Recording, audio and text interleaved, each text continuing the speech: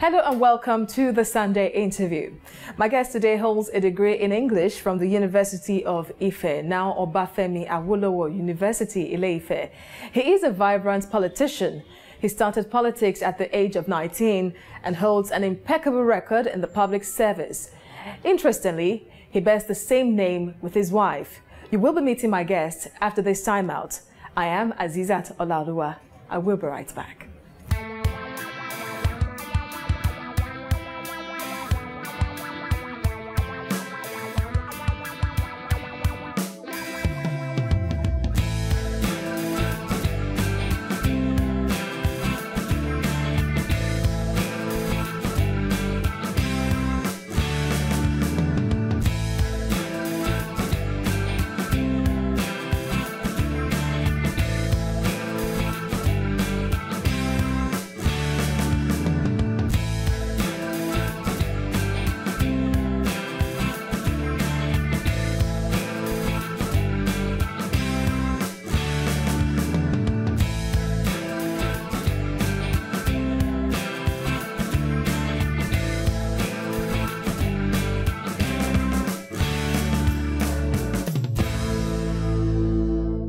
Welcome back. My guest today is a member of the Lagos State Executive Council.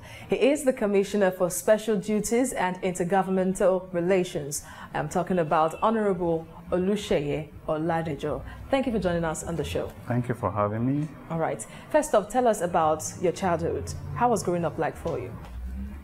Quite interesting. A bit on the hyperactive side. Okay. I've always been involved in lots of activities, right from secondary school days, sports, school debates, quiz team, school prefect, all the way to the university. Yeah. Wow. I was a student activist way back at Ife. I was actually the Secretary General of the National of Ife Students Union at 19. So basically, that I could say started the political activism, but don't get me wrong, unionism and activism and politics, two different ball games. So it's been an interesting background, so to say, and of course the activeness, so to say, continues the call for duty. Absolutely. Now, from what you just told us, we already understand that you were a very active child growing up, but yeah. Were you mischievous along the way? Were you a little rascal growing up? Well, you're asking me to do a self-assessment, but by and large, I think I was very focused. Okay. Yeah, to have left school at 2021, to have been a student leader, and to have been able to build on that to come into politics, into public office. Well, I guess a whole lot of guys out there could have been rascal at one time or the other, but this rascality could have been on the positive side. Okay, so what memory of your childhood stands out for you? For me, I recall vividly an event way back in Ibadan when the likes of the late Chief Bola Ige, Dr. Lawyer, and the rest of them had to give a public speech somewhere in Ibadan. At a secondary school next to the house of Chief Obafemi Awolowo. That made a lasting impression on me about what public office could be, and growing up, elderly people that we could look up to, really listen to them talk, and I started having an idea that giving the public office a shot might be a good idea too, an opportunity not to be an armchair critic and be in a position to contribute to the well-being and development of society. All right, tell us about your parents and the kind of training they gave you. My parents, my dad is still alive, getting close to 90. There was a time he used to beat me almost every day, because it was either I would play football in the neighborhood, break some glasses, get into some neighborhood fights and all that. But it was amazing for him too that in spite of all this, I didn't fail any exams. So growing up, my parents, good Christians, imposed a lot of good moral bringing on us, telling us to be good citizens, be nice to your neighbors, to families and all that. My mom is late. For her, I was a hero in spite of all my trouble, she still fell. I thought you told me earlier that you were not a mischievous young chap. Well, as a young child, for a lot of guys, young guys in the neighborhood, growing up way back in Mushi, you won't find a whole lot of gentle guys growing up in that neighborhood.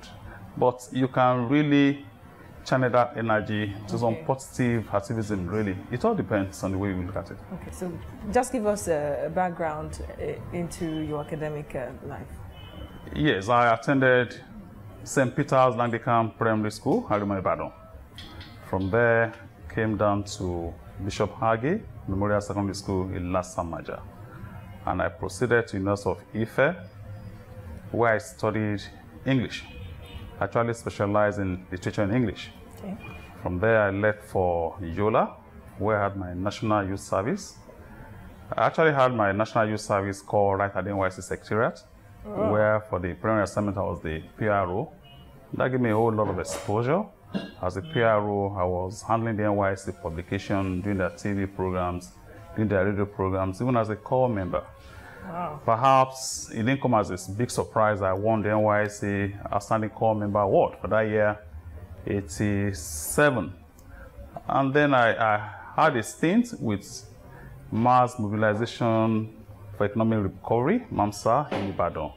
From there, I had a stint with Guardian for a few months. I proceeded to Daily Times. Times Leisure Services, to be precise, where Times Leisure Services was into promotions, into exhibition. We were the promoters of Miss Nigeria, Fashion Designer of the Year show, and a whole lot of activities that I could say also were related to public office. All the while I was into politics anyway. Even before I left Ife, I was a ward secretary for SDP, became policy secretary for Alliance for Democracy, and then I came to public office, secretary to local government Mushi, executive secretary, Mushi chairman, Mushi local government, special advisor to the governor, Lagos State, His Excellency Babatunde Fashola when I was the governor, and now here we are, Commissioner for Special Duties and Intergovernmental Relations. Of course, I'm married to my namesake. I was about to ask you that. Yeah, to my namesake, Mrs. Oluseye Oladejo, with kids. And as I guess, we are very happy. Yeah, what attracted you to her? Was it the name? Well, the name. We were preparing for my partner grandma's funeral, and my sister just came on that she was going to invite her friend, and her name was Sheye. I said, really? Sheye, a female? That must be my wife. Apart from the name that attracted you to her before even meeting her, what other things make her stand out? Oh, when I met her, I must say I found her irresistible. So it was, let me say, love at first sight. I wasn't disappointed a bit, and it wasn't like I wanted to be your friend. The first discussion was, I think you're going to be my wife, and she found that astounding. Really? What was this guy talking about? This guy was so full of himself. What could really make you feel I would be interested in you in the first place? And like they say, the rest is history. 20-something years, and we're still very much deep in it. Wow. So how many children do you have? In my tradition, you don't count kids. We have kids. You have kids? Yeah, and I'm a very traditional person. Yeah, you're good at guessing. Because I know at one point you were being called Baba Boys, right? Yes, you're good at guessing. I'm sure you passed your jump at first attempt. Yeah, I did. Okay, so what is your favorite meal? I'm not fussy about food, really, but I mean, I'm in my 50s now. I tend to go down on carbohydrate more. I mean, reduce my carbohydrate intake. Try and take light food as much as possible, and ensure I don't eat late. And find time to do my exercise. That's very important. Do you drink alcohol? And if so, are you an active or social drinker? Maybe social, in the midst of friends, social gathering. Of course, that comes in the call of duty anyway. This public office comes in a lot of social gathering, social events, and the rest of it. So, social drinker, a bit of alcohol. So, what is your favorite? And that's not against the law. No, nobody said so anyway. So long it's in moderation. Yeah, it is. Okay. Your favorite music? If you listen to music anyway. I'm a music buff. Actually, I sing. You sing? Yes, and I've taken compliments there and there about how good I could be in my day. Really? So I sing all sorts, and I listen to all sorts. Juju, blues, classic, jazz. I love music. And for me, music is it. And even for this interview, you come to my office, you find some jazz playing in the background. That's the tradition. Country music. Really? That's it. Okay. Whoever doesn't like music, you're missing a lot. Okay, so what song can you sing for us right now? If you Really? really love singing, you should sing something for us. You want to put me on the spot? What song? Owó ọlá ọlá mi. Ẹ̀mí gígùn tó lọ́pẹ́ nínú wa fi fún wa o bàbá. Àsìkò rere lásìkò yìí jẹ́ kó tù wá lára. Bówó bá dé, má fi bọ́mọ lọ́wọ́ mi. Bọ́mọ bá dé, má fi gbówó lọ́wọ́ mi. Àtowó àtọmọ, má fi gbẹ̀mí gígùn mi. Má fi kan gbà kan lọ́wọ́ mi, má fi kan gbà kan lọ́wọ́ mi. Dákun yé o bàbá, à ń bẹ̀ ẹ́ o. Má fi kan gbà kan lọ́wọ́ mi, má fi kan gbà kan lọ́wọ́ mi. Dákun yé o bàbá, à ń bẹ̀ ẹ́ o. Whoever told you you could sing wasn't wrong. I need to clap for you right now. Thank you. You need a music manager and the instrumentalist, so you can just hit the studio. Thank you. Well done, really, you really tried. Okay, so that aside, Yeah. how do you relax? Because we know that there are so many rigors to what you do, being a public office holder. So how do you get to step back and then let your head down? Well, for the kind of thing I do, it's extremely difficult to actually allot a specific time to relax. This office is more or less, by my definition, an extension of the governor's office. We handle emergencies, and emergency is a 24-hour thing. So it's extremely difficult. But like I said, my relaxation is in the course of the work. In the car, you listen to good music, you reflect, you create time. I watch a lot of football. I played a bit of that in my days. You watch football? Oh, a lot of football. I support Arsenal. That shows. Oh, I was about to ask you that.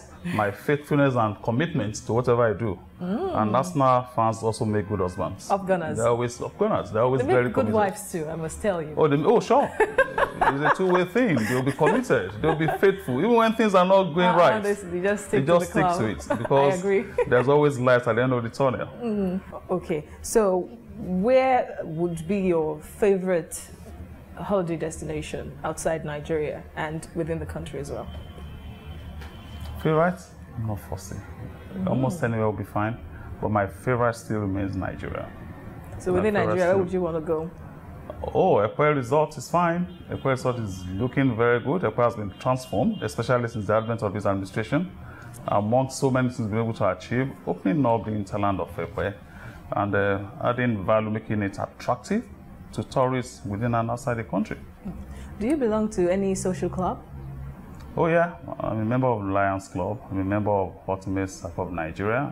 They're all social philanthropic, and it gives opportunity for people who grow up together to relax, exchange banters, compare notes, discuss all sorts of issues, social, political, and the rest of it.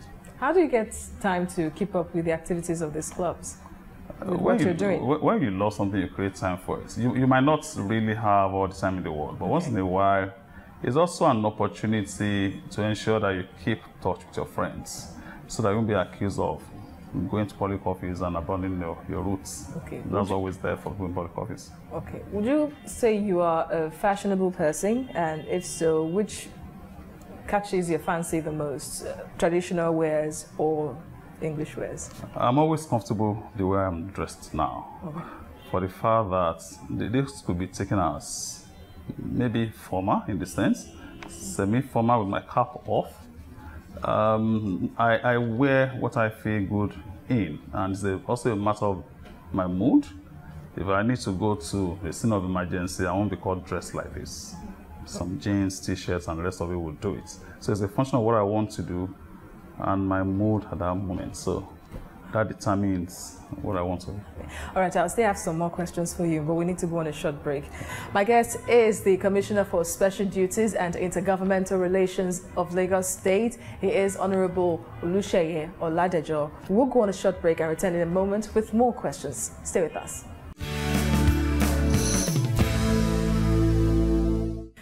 Welcome back. My guest is still Honorable Oluseye Oladejo, the Commissioner for Special Duties and Intergovernmental Relations in Lagos State. Thank you for staying with us on the show. Thank you. Now, tell us about your steady rise in politics. Yeah, I like the word steady rise. Slow and easy does it. Like I said earlier, I started within the party ranks. I was a ward secretary at Moshi Ward H1 then, way back in the SDP days. I was part and parcel of the June 12 struggle. And later, during the AD days, I was the policy secretary of AD, this time for Mushin local government. Then I came to public office and the rest of it. It's been quite an experience, but it has prepared me for bigger challenges and it has really truly has been adaptable. Imagine from being secretary to chairman, then I now have to find myself in commerce and industry, and then special duties where you do emergency runs and the rest of it. At every point there are different challenges, and it also shows that one has to be adaptable and be ready to face whatever comes up, and that could be quite unpredictable.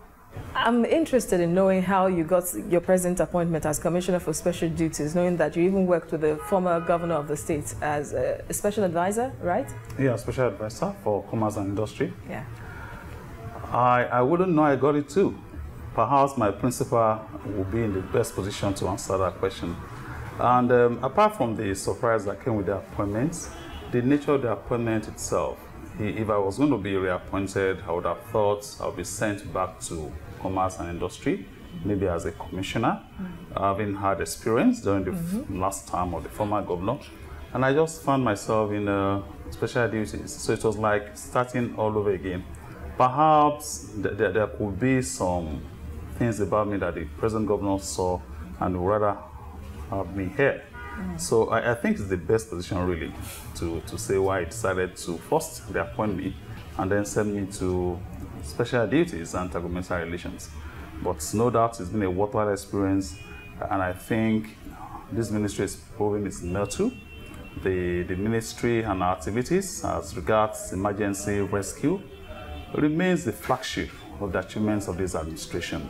Okay, yes, let's use the response of the government to the fire disaster, as an example of what your ministry does. How was your ministry able to, get hands on that incident and then clear the place? You see, we're always prepared. We do a lot of simulation, we do a lot of training, capacity building within and outside the country. Right now, as we speak, our emergency responders in the state have the capability to respond in the air, on the ground, really? And the sea. Yeah, as a result of a whole lot of equipment we've acquired and the capacity building over time. For the Todala incidents, the response time was key because of the nature of the emergency itself. A truck falling off, spilling its content of 30,000 liters of PMS on the road at the peak of traffic. It's regrettable that we even lost those lives. The properties lost, could not be compared with the lives. But our target at any time is to make sure that we reduce losses to the barest minimum. We are under 5 minutes. And when you compare the number of vehicles, 54 vehicles got burnt, including buses, with the number of lives lost on the spot, we can only commend the emergency responders for their professionalism and for getting there in good time too. And we want to assure Lagosians that we continue to improve on that. Another very good reason to return the incumbent governor to office. Okay. What new ideas have you injected into the running of the ministry? Perhaps part of the core program of the present governor in coming to office was to improve on the time and the quality of service for emergency response and the state. Because, and perhaps that was part of the reasons why he wanted me to anchor it. So we were able to do a review of what used to be, to do a review of the kind of equipment we had, to see if that could compete with what obtains in other clients. And we saw that we needed a restructuring, total restructuring. First, we needed to improve on our response time. We needed to achieve a synergy. To achieve this synergy, we had to put in place the safety arena. That's at Bolade, where we have accommodated all the emergency responders, the RRS, the fire service, the Lasambos, the SEMO. The whole idea behind that is to achieve a synergy, to make them realize that they're not in any kind of competition, We also improve on the service of the command and control center. That's where we receive emergency calls and we'll respond as soon as it comes in. I want to encourage Lagosians to make use of the service. It's a toll-free service of 112 and 767 for any kind of emergency. And a typical emergency in Lagos State now has on board the fire service, the RRS, the ambulance service, the SEMU, a full complement of the emergency responders. And I also must say that they have a whole lot of motivation from this government to encourage them to do well and deliver for Lagosians. I think in that area of emergency responders, no one can take away the achievements of the administration. Would it be safe to assume that Governor Akinwumi Ambode has special interest in the administration of the Special Duties Ministry, knowing that, like you said, emergency response is key to the progress of any nation or state? In our ministry, we must deliver on our mandate for every other thing to work. If we feel safe, we feel secured, we can now build on that to put other social infrastructure in place, to build the roads, to build the flyovers, to build whatever, to plan for the schools. That can only be done in an atmosphere of security and safety of lives and property. So perhaps another name for Ministry of Special Duties is the Ministry of Life. Ah, Ministry of Life. Because everything rotates around it. Okay. What challenges did you come across, since you started in the capacity of a commissioner along the way? And how did you surmount that? Let me just sum it up with the challenges to emergency response. These days of social media, we find a lot of time members of the public are not even willing to cooperate. Giving right of way to our ambulances, to the fire trucks, still remains a challenge. And at emergency scenes themselves, you find people are more interested in taking pictures, recording live streams of emergencies so that they can just rebroadcast to people. And of course, at times, that could sensationalize. Before we issued a statement officially as regards to Tedola, a whole lot of things were flying in social media, hundreds of people dead, thousands of vehicles burnt, until we issued our own official statement, which was the true position. So we still need to enjoin Lagosians to cooperate with us as regards emergency. And for crying out loud, you might not be sure of whose lives are at stake there. So when you don't give right of way to emergency responders, you might just be hurting yourself. So what do you know now that you wish you knew maybe 20 years ago that could have helped you? 20 years ago, yeah, I wish I was more patient. I wish I was more tolerant. I wish I was more discerning. And I wish my politics 20 years ago was more matured. Perhaps I could be in the office than this. And that's loaded. You want to share any?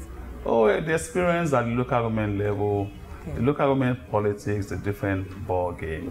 We went to office with very high dreams. But unfortunately, I was the chairman when the then president, Obasanjo, decided to withhold our allocation. I came to office with high dreams to turn local governments around, fix roads, fix schools. That was under former Governor Bola Tinubu? Yeah.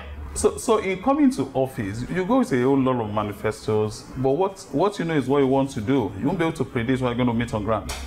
You won't be able to predict the cost of oil in the international markets, which will speak a lot into what accrues to you. A whole lot of other things will come up that will not see coming. Of course, the grassroots government, being the closest to the government, came with a whole lot of pressure, and people will simply not understand. But the little we were still able to do still came with a number of awards, because I just looked for the low-hanging fruits. Okay, we did not have water, so let's start sinking balls. Got members of the community to cooperate, and despite the absence of the federal revenue, I was able to do about 165, and most of those balls are still there. The people still enjoy the service. So basically, but with a little bit of patience, I could have even navigated that much better. I'm sure you know the image Mushin has in Lagos. Tell me. The image. The image? Mushin as an area has in Lagos, really. So, as a product of that area, what would you want Lagosians to know, first off? and them Nigerians? And how would you like Mushin to be projected? Well, first, we need to remove the stigmatization. It's a stigma. Mushin is just like any other part of the world. It's high side, it's low side. Mushin has produced a whole lot of people moving mountains across the world. Just like there are some people too who might not be too desirable. But perhaps whatever we have as the low side of Mushin could also be blamed of what society has made of those people. So we're having a new Mushin on board, Mushin of youths that have ambition, that want to be up high there, that want to look forward to those who also grew up in that same area and did not miss their destiny. So I think we need to remove the stigma, while we're also working on reorienting the people of Mushin and ensuring that they live a better life. Okay. Now, you served under the administration of former Governor Bola Tinubu as the local government chairman, under the administration of former Governor Fashola, Babatunde Raji Fashola, and now you're with the administration of Akin Nyambodi. Tell us about the uniqueness of these different administrations. First off, Bola Tinubu's administration. Bola Tinubu's administration could just be likened to the role of John the Baptist. Yeah, he charted the course for democracy, laid the foundation for the new Lagos we enjoy now. And of course, BRF built on that. While the present administration is consolidating way beyond people's imagination. And that's what you get when you have desired continuity, when you don't have unnecessary breaks and you have dislocation here and there. So, and you won't be able to tell the story of any of those governments without the other. They are all linked. And I think Lagos State has been very, very fortunate to have such a history in democracy. All right, finally now, after your office, what's next? 2019 is knocking at the door already. What plans do you have? I wish I could get in touch with the, was it the pig at the last World Cup or the cat? They killed the pig after Nigeria lost the first match. Oh, they did? Yeah, oh, turned to pork. What a pity. As you can see, I'm still vibrant, I'm still young, I'm still willing to serve. All the time I've served, it's never really been a choice I made. And of course, I'll still be willing to serve whatever position people deem fit. And I'll still be as committed as ever. Thank you very much, Honorable Commissioner, for featuring on our show today. Thank you for having me. And that's it. Our guest today was the Honorable Commissioner for Special Duties and Intergovernmental Relations in Lagos State, Honorable Oluseye Oladejo. For inquiries and your questions, send all of them to the Sunday Interview at tvcnews.tv. Until I come your way next week, I remain Azizat Olaoluwa. Bye for now.